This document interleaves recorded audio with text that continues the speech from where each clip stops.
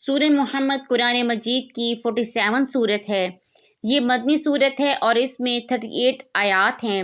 اس صورت کو سورۃ القتال بھی کہا جاتا ہے کیونکہ اس میں حق و باطل کے درمیان جہاد اور ایمان کی سربلندی کا بیان ہے۔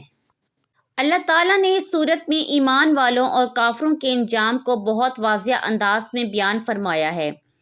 اس صورت کے ذریعے مومنین کو صبر، استقامت اور جہاد فی سبیل اللہ کی ترغیب دی گئی ہے اور منافقین کے نفاق اور کافروں کی سازشوں کا پردہ چاک کیا گیا ہے۔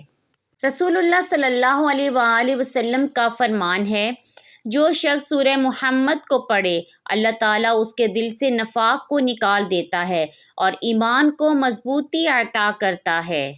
امام جعفر صادق رحمۃ اللہ علیہ فرماتے ہیں، جو شخص سورہ محمد کی تلاوت کو اپنا معمول بنائے اللہ تعالیٰ اسے دنیا میں عزت، دین میں قوت اور آخرت میں جنت الفردوس عطا فرماتا ہے۔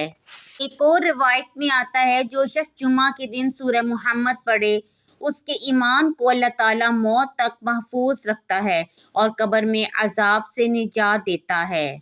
اگر کسی کا ایمان کمزور پڑ گیا ہو یا دل میں وسوسے آ رہے ہوں تو روزانہ نماز فجر کے بعد سورہ محمد کی تلاوت کرے۔ اللہ تعالیٰ اس کے دل کو نور ایمان سے بھر دیتا ہے اور شیطان کے اثرات سے محفوظ رکھتا ہے۔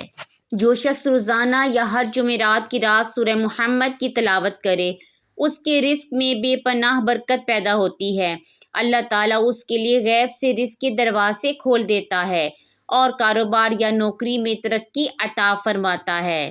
جانتے ہیں اپنے آج کے وظیفے کا طریقہ کار آپ نے کس طریقے سے پڑھنا ہے، لیکن اس سے پہلے گزارش ہے کہ اگر آپ ہمارے چینل پر نیو ہیں تو چینل کو سبسکرائب کر دیں، بیل آئیکن کو ضرور پریس کریں تاکہ ہمارے اس طرح کی ہر نیو ویڈیو آپ تک بآسانی پہنچتی رہے۔ تو سب سے پہلے آپ نے بعد نماز عشاء سورۃ محمد کا وظیفہ کرنا ہے۔ 3 مرتبہ درود پاک پڑھ لیں۔ درود پاک آپ کوئی سا بھی پڑھ لیں، صلی اللہ علی محمد پڑھ لیں یا صلی اللہ علیہ وآلہ وسلم پڑھ لیں یا درود ابراہیمی جو ہم نماز میں پڑھتے ہیں وہ پڑھ لیں۔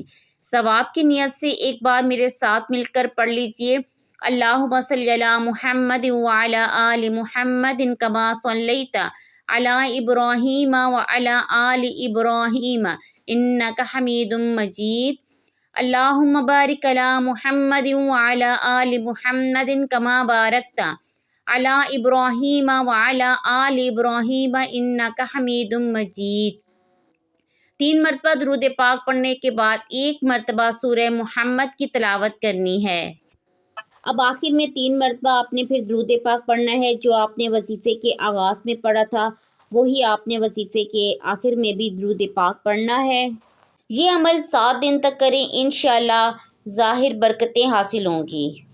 آپ کی جو بھی حاجت ہوگی، جو بھی مقصد ہوگا، چاہے جتنی بڑی سے بڑی حاجت ہوگی، انشاءاللہ اس وظیفے کے صدقے آپ کی تمام حاجتیں پوری ہوں گی، آپ کی تمام دعائیں پوری ہوں گی۔ وہ جو آپ کو ناممکن لگتا ہے انشاءاللہ آپ اس وظیفے کی نیت کریں اور اس وظیفے کو پڑھیں، انشاءاللہ آپ کی تمام ناممکن حاجات، تمام ناممکن کام جو ہیں وہ آپ کو ممکن ہوتے ہوئے نظر آئیں گے۔